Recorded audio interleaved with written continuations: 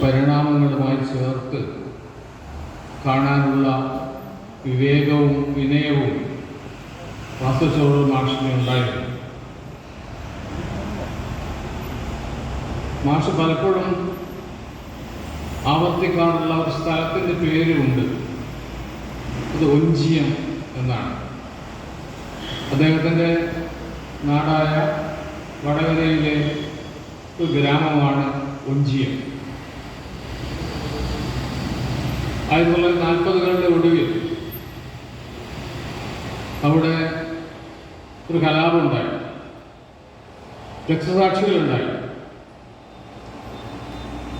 ആ രക്തസാക്ഷികളുടെ ഓർമ്മ മാഷിന്റെ കൂടെ എപ്പോഴും ഉണ്ടായിരുന്നു. മണ്ടോടി കണ്ണനെക്കുറിച്ച് മാഷ് ഞങ്ങളോടൊക്കെ എത്രയോ സന്ദർഭങ്ങളിൽ പറഞ്ഞിട്ടുണ്ട്. ജയിലിൽ സ്വന്തം ജീവരക്തം കൊണ്ട് അരിവാളും ചുറ്റുകയും വരച്ച് പിന്നീട് മരണത്തിൻ്റെ കൈകളിലേക്ക് വീണുപോയ സഖാവ് മണ്ടോടി കണ്ണൻ. വാസുമാഷെ സൃഷ്ടിച്ചതിൽ വാസുമാഷിന്റെ വിപ്ലവ ഭാവുകത്വത്തെ, വാസുമാഷിയുടെ സാമൂഹ്യ ബോധത്തെ ഒക്കെ സൃഷ്ടിച്ചതിൽ ഒഞ്ചിയത്തെ മാറ്റം ആഗ്രഹിക്കുന്ന സാധാരണ മനുഷ്യരുടെ ഈ ബലിദാനം ഉണ്ടായിരുന്നു എന്ന് ഇപ്പോൾ തോന്നുന്നു. മറ്റൊരു വാക്ക് പറയാനുള്ളത് ഗുജറാത്തി സ്കൂൾ എന്നുള്ളതാണ്. ഗുജറാത്തി സ്കൂൾ എന്ന് നമുക്ക് ഒട്ടും പരിചയം ഉണ്ടാവില്ല. എന്താണ് ഗുജറാത്തി സ്കൂൾ? കോഴിക്കോട് പണ്ടൊരു നാഗ്ജി ഫുട്ബോൾ നടത്തുന്നത് ഓർമ്മയുണ്ടോ? ഗുജറാത്തിലെ ആളുകൾ കടൽ വഴി കോഴിക്കോട് വരികയും മിഠായി തെരുവ് സ്ഥാപിക്കുകയും കോഴിക്കോടുകാർക്ക് അതുവരെ പരിചയമില്ലാതിരുന്ന മധുര പലഹാരങ്ങൾ വിൽക്കുകയും പിന്നീട് അങ്ങനെ കോഴിക്കോട്ടെ പ്രധാനപ്പെട്ട ഒരു വ്യാപാര ശക്തിയായി തീരുകയും ഒക്കെ ചെയ്യുന്നുണ്ട്. ഒരാളാണ് സെയ്ദ് നാഗ്ജി എന്ന് പറയുന്ന ആൾ. അദ്ദേഹത്തിന്റെ പേരിലാണ് ഫുട്ബോൾ ഉണ്ടായിരുന്നത്. അവരുടെ കച്ചവടത്തിലുണ്ടാകുന്ന ലാഭത്തിന്റെ ഒരു വിഹിതം എന്നുള്ള നിലക്ക് ചില വിദ്യാഭ്യാസ സ്ഥാപനങ്ങൾ കോഴിക്കോട്ട് പരിസരത്തും ആരംഭിച്ചിരുന്നു. അങ്ങനെ ആരംഭിച്ച ഒരു സ്ഥാപനമാണ് വടകരയിലെ ഗുജറാത്തി സ്കൂൾ. പട്ടിണിയുടെ കാലമാണ്. ദാരിദ്ര്യം എന്നുള്ളത് എല്ലാ വീടുകളിലെയും ഒരു അംഗത്തെ പോലെ ആയിരുന്നു. ഈ സ്കൂളിൽ, ഗുജറാത്തി സ്കൂളിൽ പുസ്തകങ്ങൾ സൗജന്യമായി കൊടുക്കും. ഇപ്പം നിസ്സാര കാര്യങ്ങളൊക്കെ തോന്നും, പക്ഷെ കാലം എപ്പാന്ന് ഓർമ്മിക്കുക. സ്വാതന്ത്ര്യം കിട്ടിയ ആ കാലമാണ്. കഞ്ഞി കൊടുക്കും, കുടകൾ കൊടുക്കും. പുസ്തകവും കഞ്ഞിയും കുടയുള്ളവർക്ക് വിദ്യാഭ്യാസം എളുപ്പമായി. അങ്ങനെ വാസുവിനെ പോലുള്ള കുട്ടികൾ ആ സ്കൂളിൽ പോവുകയും ആ ഔദാര്യം അനുഭവിക്കുകയും അങ്ങനെ സ്വന്തം വ്യക്തിത്വം നിർമ്മിച്ചെടുക്കുകയും ചെയ്തു. ഇത്തരം ഓർമ്മകൾ മാഷിന്റെ കൂടെ എപ്പോൾ ഉണ്ടായിരുന്നു. മാഷിയുടെ സഹജമായ വിനയത്തിന് പിന്നിൽ വ്യക്തിപരമായ ഒരു തീരുമാനം മാത്രമല്ല ഉണ്ടായിരുന്നത്. വടകരയിലെ രാഷ്ട്രീയവും വടകരയിലെ സ്കൂളും വടകരയിലെ വായനശാലകളും വടകരയിലെ മറ്റ് സാംസ്കാരിക കേന്ദ്രങ്ങളും ഇല്ലായിരുന്നെങ്കിൽ താൻ ഉണ്ടാകുമായിരുന്നില്ല എന്ന ബോധം ഒരു വെളിച്ചം പോലെ വാസുമാഷിക്ക് വഴികാട്ടി. അതുകൊണ്ട് അദ്ദേഹത്തിന്റെ ജീവിതത്തിൽ ഉടനീളം സത്യസന്ധനാവാനും വിനയവാനാവാനും കഴിഞ്ഞത്. 57 കേരളമുണ്ടായി. EMS നേതൃത്വത്തിൽ ഗവൺമെന്റ് ഉണ്ടായി. 1958 മടപ്പള്ളി കോളേജ് സ്ഥാപിതമായി. കോളേജ് വിദ്യാഭ്യാസം നടത്തണമെങ്കിൽ ഒന്നിൽ കോഴിക്കോട്ടേക്ക് പോകണം, തലശ്ശേരി ഭരണം കോളേജിലേക്ക് വരണം. രണ്ടും വാസുമാഷിപ്പോലുള്ള ഒരാളുടെ കുടുംബത്തിന് താങ്ങാനാവാത്ത ചെലവ് ഉണ്ടാക്കുന്നതാണ്.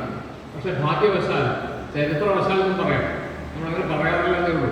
വല്ല ഭാഗ്യത്തിന് വിട്ടുകൊടുക്കും. ചരിത്രവശാൽ പുതിയ ഗവൺമെന്റ് ഉണ്ടായി.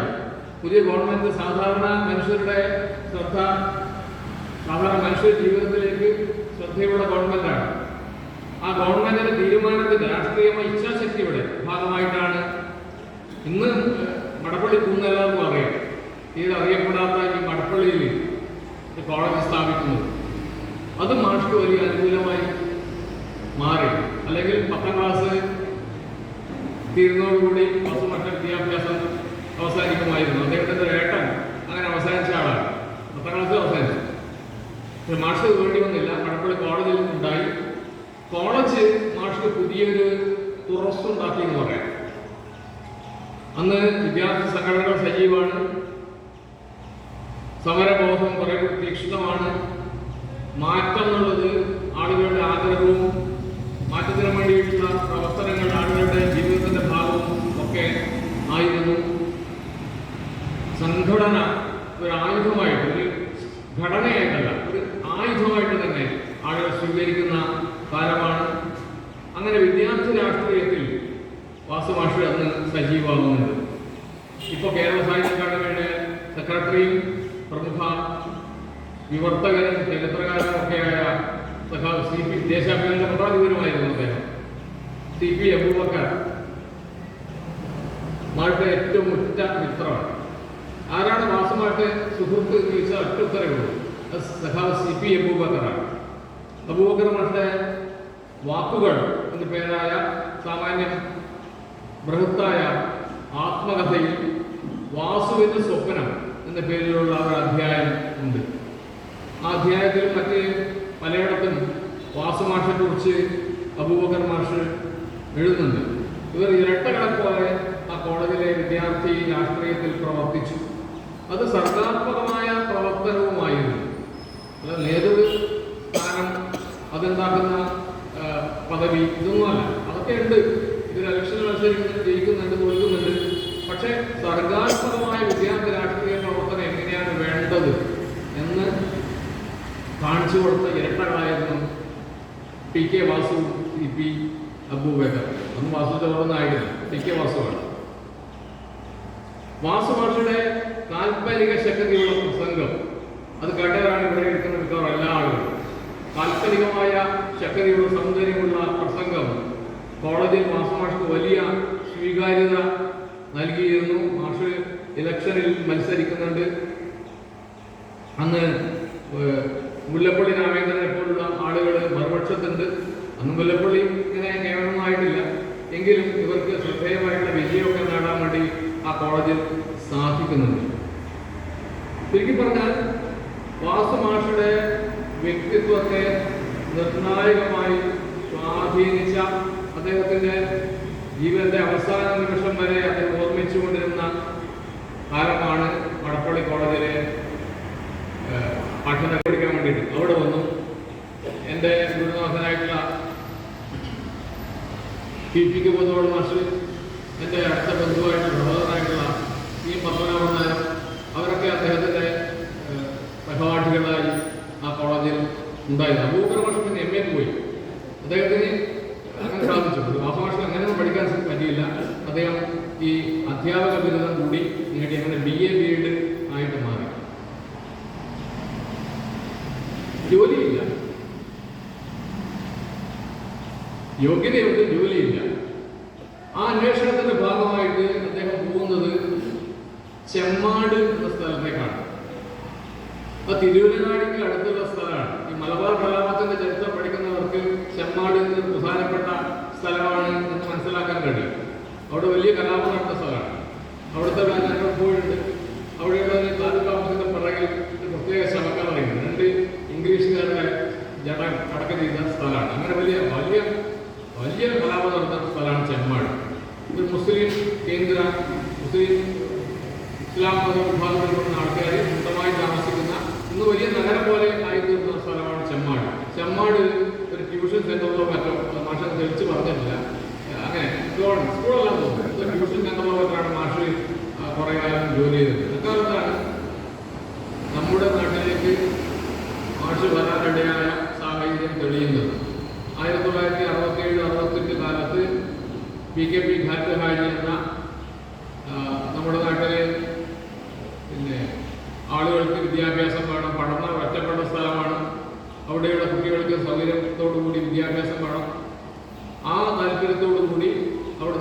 കമ്മിറ്റിയുടെ ഒക്കെ പിന്തുണയോടുകൂടി ഒരു സ്കൂൾ സ്ഥാപിക്കുകയാണ്. MR ഹൈസ്കൂൾ എന്ന് പറയുന്ന സ്കൂൾ സ്ഥാപിക്കുകയാണ്. അന്ന് നമ്മുടെ നാട്ടിലെ സ്ഥിതി വളരെ വ്യത്യസ്തമാണ്. ഈ ഹൈസ്കൂളാണല്ലോ, ഹൈസ്കൂൾ മാത്രമാണ് അന്ന്. അപ്പോൾ അവിടെ ഈ BSc BEdകാർ BA BEdകാരൊക്കെ വേണം. പക്ഷെ നമ്മുടെ നാട്ടിൽ അത്രയൊന്നും BA BEdകാർ അദ്ദേഹത്തിന് കണ്ടെത്താൻ പറ്റിയില്ല. അങ്ങനെ അദ്ദേഹം ഒരു ഇന്റർവ്യൂ കോഴിക്കോടോ മറ്റോ നടത്തുകയും ആ ഇന്റർവ്യൂവിലൂടെ കുറെ ആളുകളെ സെലക്ട് ചെയ്യുകയും ചെയ്തു.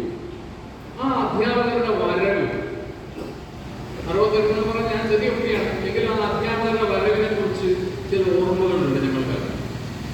നമ്മുടെ നാട്ടിലില്ലാത്ത മണമുള്ള അധ്യാപകർ, സെന്റിന്റെ ഒക്കെ മണമുള്ള, നമ്മുടെ നാട്ടിലെ അല്ലാത്ത ഭാഷ പറയുന്ന ആളുകൾ, നമ്മുടെ നാട്ടിൽ നിന്ന് വ്യത്യസ്തമായ പുസ്തകങ്ങൾ വായിക്കുന്ന ആളുകൾ, അങ്ങനെ നമുക്ക് വല്ലാതെ കൊതിയോടുകൂടി ആദരവോടുകൂടി മാത്രം നോക്കിക്കാണാനാവുന്ന അധ്യാപകരുടെ ഒരു സംഘമാണ് 1968-69 കാലത്ത് പഠനയിൽ എത്തിയത്.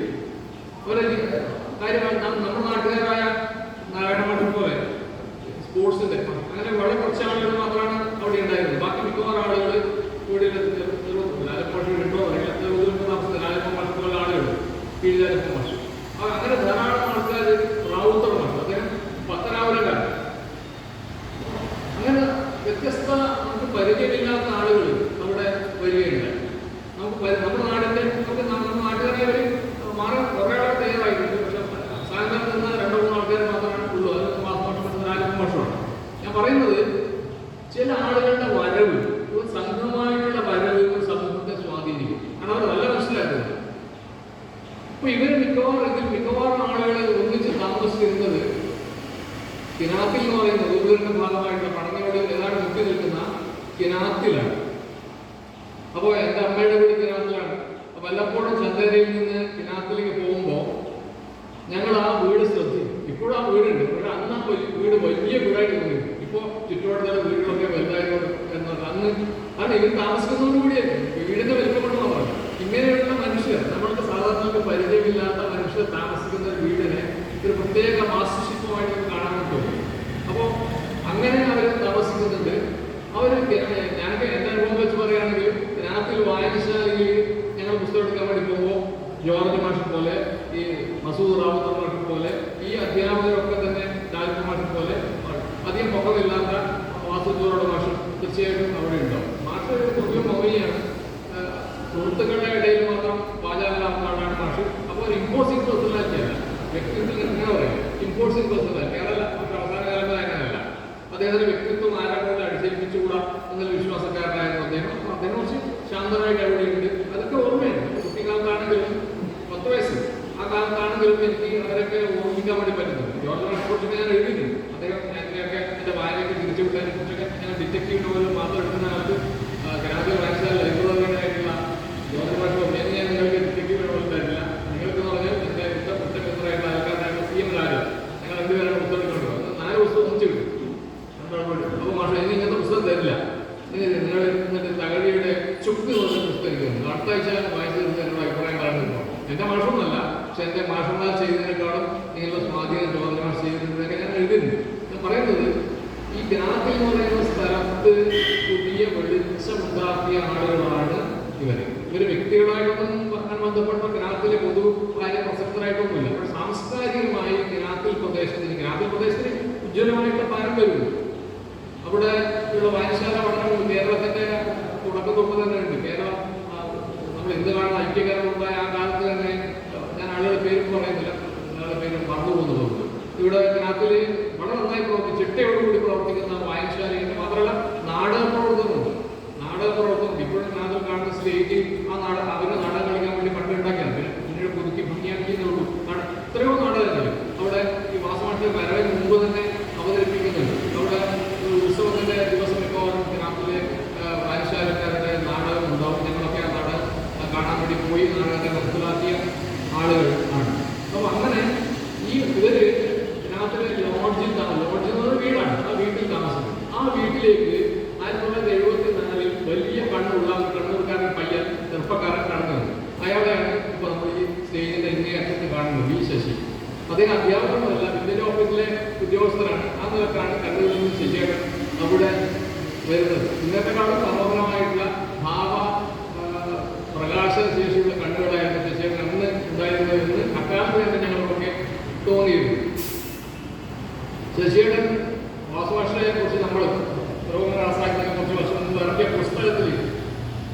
നിർബന്ധം കൊണ്ട് ലേഖനം എഴുതിയിട്ടുണ്ട്. ശശിയുടെ ലേഖനം എഴുതാൻ താല്പര്യമുള്ള ആളല്ല.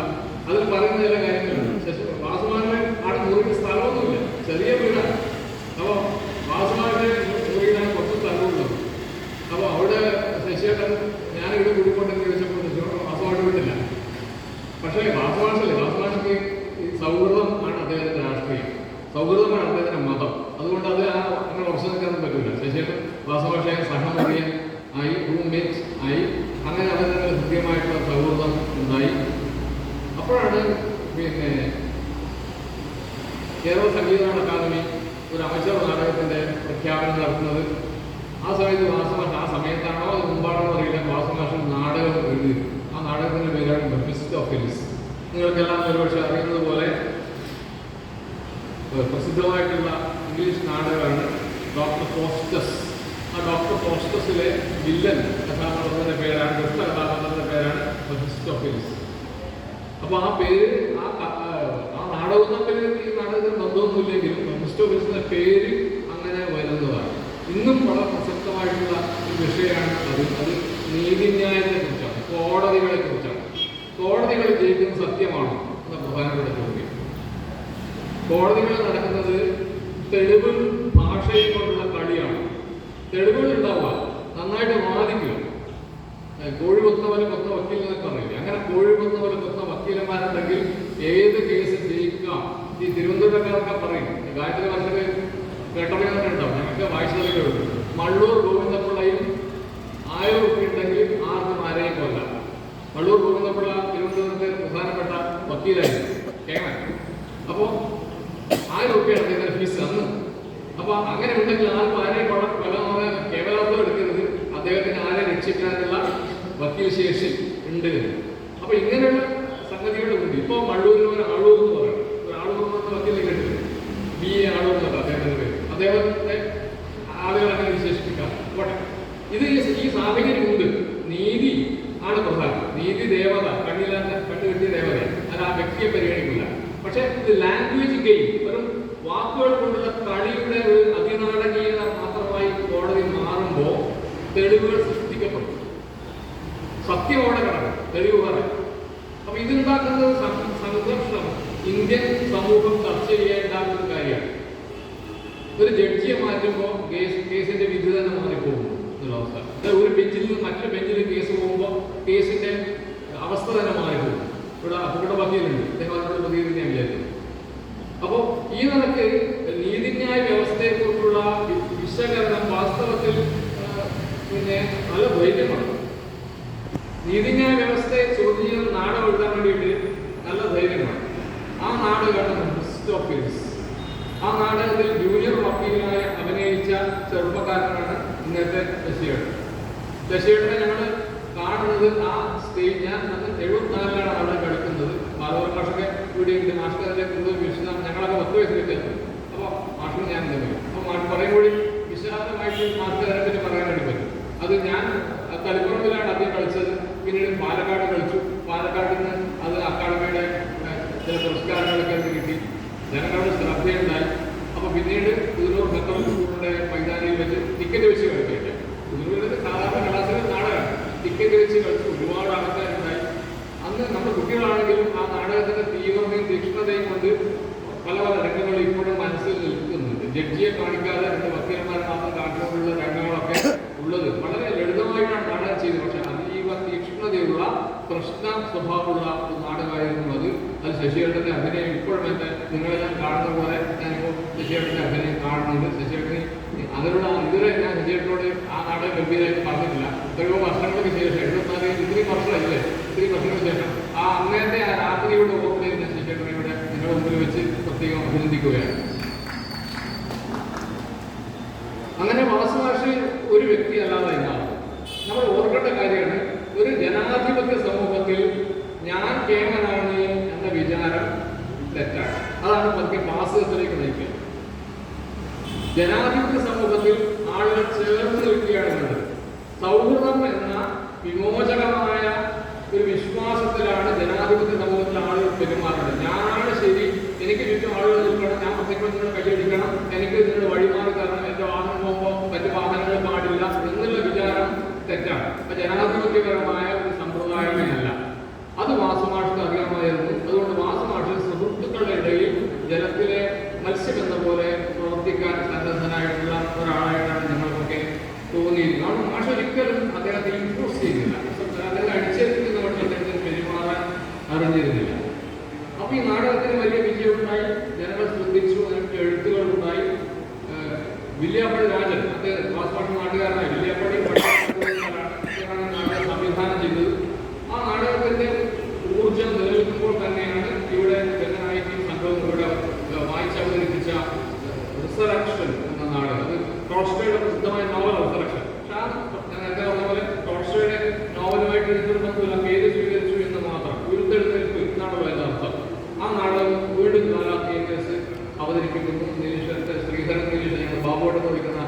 ശ്രീധരൻ നീലേശ്വരം, ശശിയേട്ടൻ, അമ്മിണി, ഇവരൊക്കെ സരസ്വതി, ഇവരൊക്കെയാണ് ആ നാടകത്തിലെ ആദ്യ ഘട്ടങ്ങളിൽ അവതരിപ്പിച്ചത്. ശശിയേട്ടൻ വിശ്വത്തിൻ്റെ റോളാണ് ചെയ്തത്.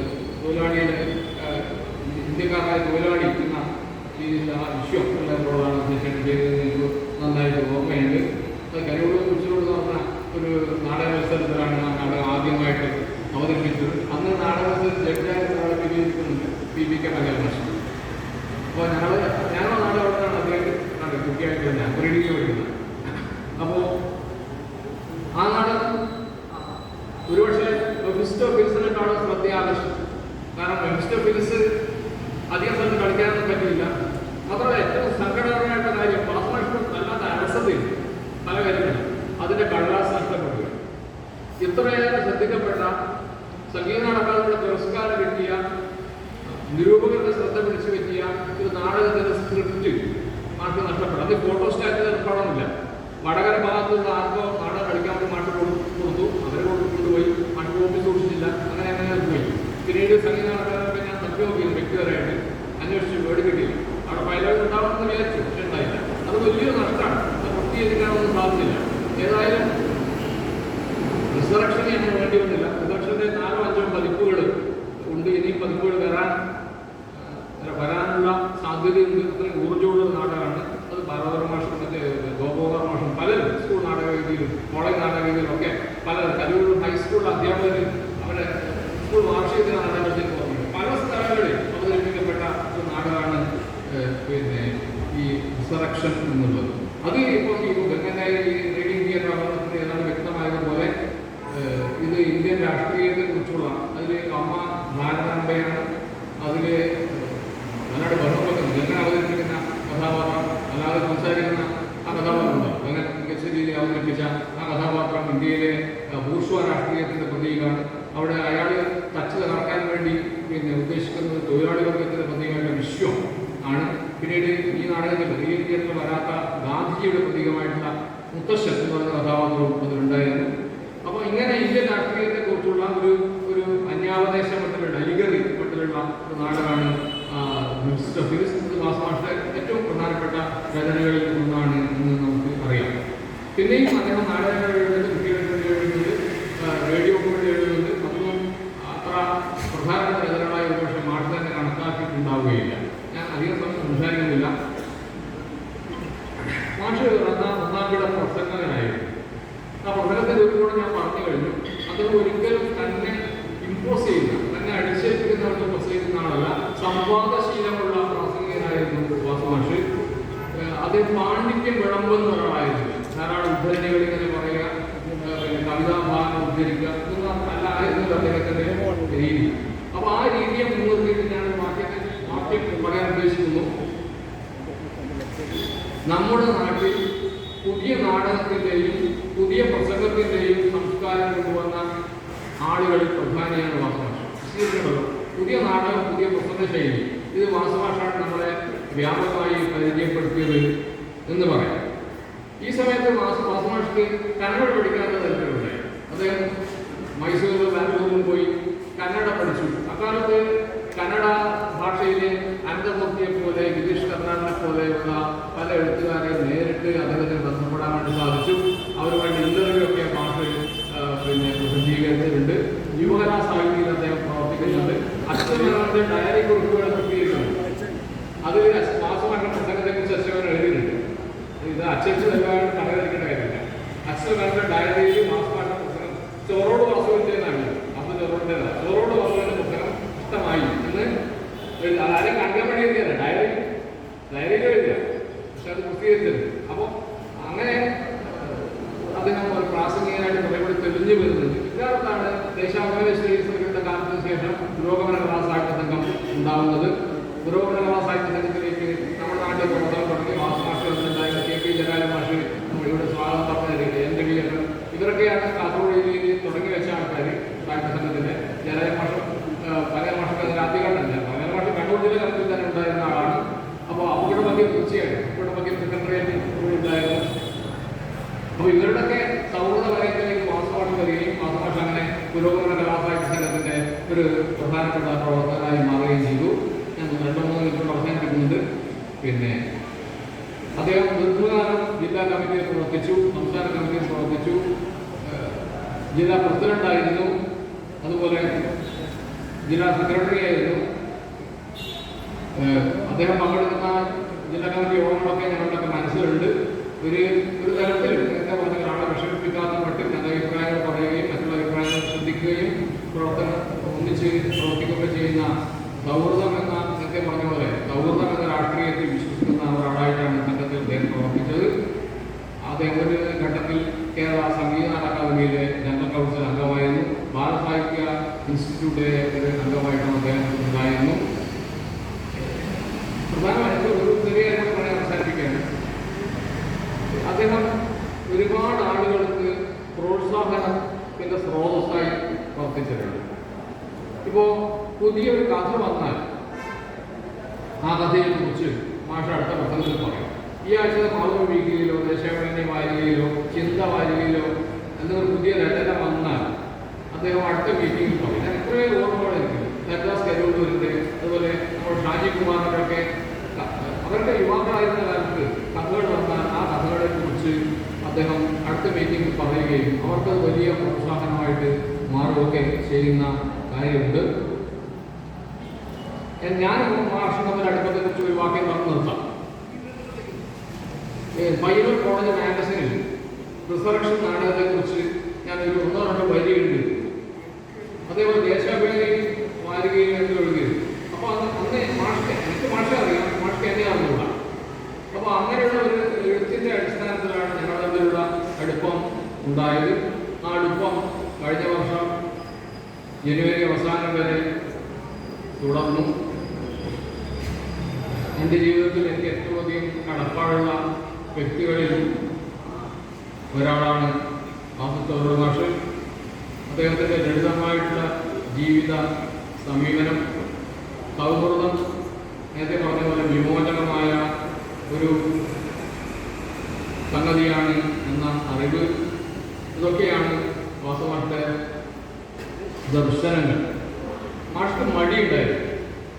അതുകൊണ്ട് മടിയെ അതിജീവിക്കുക എന്ന് പറഞ്ഞാൽ എഴുത്തുകാരുടെ പ്രധാനപ്പെട്ട മടിയാണ്. എഴുത്ത് എന്നുള്ള സുഖമുള്ള മടിയൊന്നുമല്ലോ, വലിയ ബുദ്ധിമുട്ടാണ്. ശരീരവും മനസ്സും ഒക്കെ അർപ്പിച്ചാൽ മാത്രം എഴുത്തുണ്ടാക്കുന്നത്. പക്ഷെ മാഷ്ക്ക് മടി, രോഗവും മടിയും ഒക്കെ മാഷ് അവസാനത്തെ 10-15 വർഷം ബാധിക്കുകയുണ്ടായി. അതുകൊണ്ട് അവസാനത്തെ കുറച്ചു കാലം മാഷ് വേണ്ടത്ര സജീവതയോടുകൂടി പ്രവർത്തിക്കാൻ പറ്റിയില്ല എന്ന് പറയാം. വലിയ നഷ്ടമാണ്. മാഷ് പ്രസംഗിക്കുമ്പോഴും ഞങ്ങളുമായി സംസാരിക്കുമ്പോഴൊക്കെ പല ആശയങ്ങളും പറയാറുണ്ട്. പക്ഷെ അതൊന്നും കടലാസിലാക്കാൻ അദ്ദേഹത്തിന് വേണ്ട പോലെ സാധിച്ചില്ല എന്നുള്ളത് മാഷ് കടന്നുപോയതിന് ശേഷം സങ്കടമായിട്ട് നമുക്കൊക്കെ തോന്നുന്നുണ്ട്.